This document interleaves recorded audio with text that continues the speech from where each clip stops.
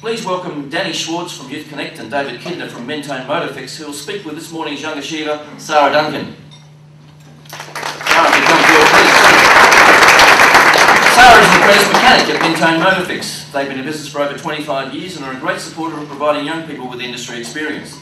Sara completed her VCE at Mentone Girls Grammar in 2007 and was referred to Youth Connect's Work This Way youth employment program by her careers teacher. In March 2008, she commenced her apprenticeship, and as a teenager, Sara had an interest in cars, and by having a mechanic in the family, her dad, it further inspired her to fulfil her passion and commence a career in motor mechanics.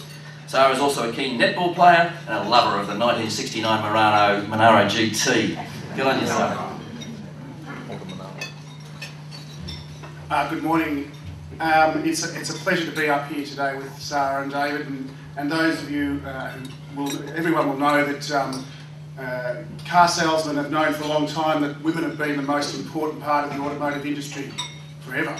But more importantly, now is the time when young women are getting into the automotive industry in a serious way in relation to actually becoming mechanics and administrators in a really exciting field. So it's with pleasure that we introduce Sara and her boss David today, and we're going to just have a quick chat to them and hear a little bit about the work that they do. So I'll come over a little bit, Sara. So tell us about just a sort of typical day in the life of working as an automotive apprentice. Unfortunately, we start at 7:30 in the morning, which for me is a bit too early, but we normally take the cars out, clean out the workshop, talk to Dave and see what jobs he's given us for the day, challenging or an easy day depending how nice he's feeling. But yeah, every day is about the same. We finish about 5 o'clock maybe, depending how busy we are, and yeah. Mm-hmm. And now we heard a little bit about how it is that you got into the automotive industry and what it is that excites you. Can you tell us some more about what's made you want to stick to this industry? Yep. While I was at Mentone Girls Grammar doing my VCE, I thought VCE wasn't the thing for me, so I spoke to my careers counsellor and a few of my friends and stuff, and they're like, well, you've always been into cars, why don't you, after you finish your year 12, because it's good to have the paperwork. So yeah, I finished year 12 and they're like, oh, just try work experience at a few different places, and tried at Motafix for my first one, and yeah, just hit the jackpot. So just went from there, so really happy. Now you're in the second year of a 4-year apprenticeship, and the automotive industry there's a huge number of things that you can do. Is there anything in particular that you think you might like to work towards in terms of something specific in the automotive industry? V8 supercars now. Yeah, no, I haven't really thought about it as of yet. Just considering I'm a girl, I just want to get through my apprenticeship, through all the hard times and stuff. But I'm still young, so I can just go wherever. I really want to go travelling, so hopefully when I finish my apprenticeship after working a few years with Dave a bit more, definitely, maybe travel with it and see how it goes, but definitely study up on a few more things to get more qualifications and stuff recognised in my name. So. Brilliant. In terms of giving some advice to other young women who are thinking about getting into the automotive industry, what would that be? Be strong. People are going to turn you down. People did to me. I had, looking out after the work experience with Dave, I had kept going to interviews everywhere, and Jeff was really helpful with me, but kept getting turned down, and no one wanted to have even an interview with me because they read, oh, female, hell no. But but yeah, just be strong. People are going to put you down. It's going to be hard, but if you want to do it, just do it because that's the job for you. So yeah, just keep going. Well, it's absolutely inspiring listening to you, and congratulations and good luck, and we look forward to potentially one day maybe bringing down our cars to the Motafix and having you service them for them. Alright. Thank you, Sara. Thanks, everyone.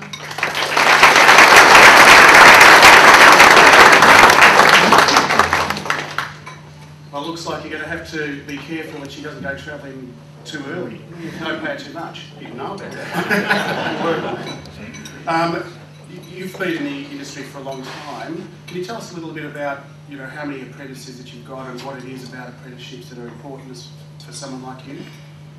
Well, apprenticeships actually feed your industry with new staff, and you can't just keep looking for other people that are in the industry unless you feed it initially yourself.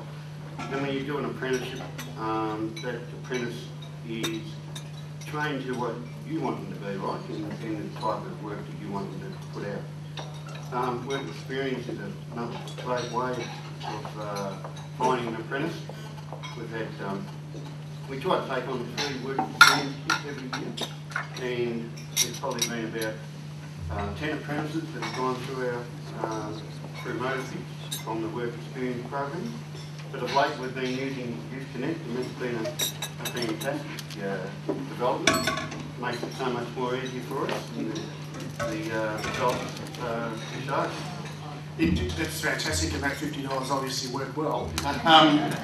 In terms of apprenticeships, and particularly in a non-traditional trade for a young woman to be coming in, how do you think Sara's fitting in with the rest of the crew, and how are they accepting her as an apprentice?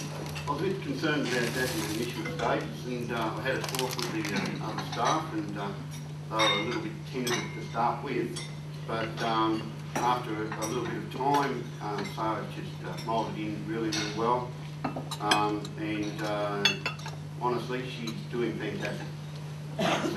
Even when I had a recent day off, she managed the office for me, so that's a big plus for her. Excellent. I think, in all seriousness, I think that's something that Dave points out, that you don't realise until you give young people the opportunity to do something that within the scope of their role they can probably do much more. So Dave, thank you for taking Sara on. We appreciate it, and we look forward to her coming out with an apprenticeship and being a fully qualified mechanic in a couple of years' time. Thank you. Just before we finish, if you felt that this was inspiring, we'd like to encourage you to get involved. And at the end of the breakfast, a couple of the Youth Connect staff, you want to just put up your hands. There will be standing with some bowls. And if you'd like to get involved in programs, particularly a program we called iPrep, where you have the opportunity to run a mock interview for a young person who might not have had experience to come in and have an interview with an employer before, then we'd really appreciate your support. They'll be standing there with a bowl. Just throw your business card in and we'll get in contact with you. Thank you very much. Thanks, Danny. And I'm sure there's hundreds more examples of great young people's contribution to your business out there, so don't forget, we're always on the lookout for that. As an MC, one of the key things you always worry about at every breakfast is the arrival of the guest speaker. The good news is that we've just heard that he has arrived at the Brighton International, so I'd just like you all to grab your bowls and just head out to the... No, we won't do that. He will be coming very shortly, we're hopeful, and we'll be able to look forward to him after breakfast.